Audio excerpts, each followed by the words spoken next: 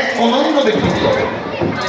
পশ্চিম মির্জাপুর পাহাড়ি জনপদ, নিজের গ্রাম নয়।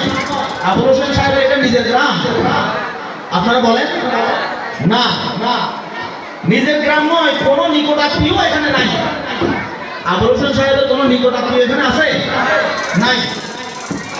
তবুও শিক্ষা দীক্ষায় পিছিয়ে পড়া। আমরা শিক্ষা দীক্ষায় পিছিয়ে পড়া জানি না। আমাদের এখানে কোনো শিক্ষার কোনো প্রতিষ্ঠান ছিল না। যদিও ছিল, দিন শিক্ষা প্রতিষ্ঠান ছিল না।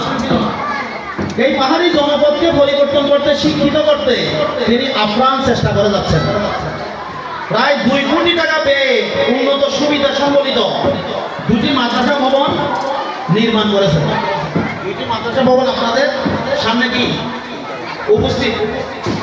শুধু সার্বিক সুবিধা দিয়ে পড়াশোনার ব্যবস্থা করতেছেন তা নয়, বরং এলাকার গরিব দুস্থদের নিয়মিত দান করে যাচ্ছেন।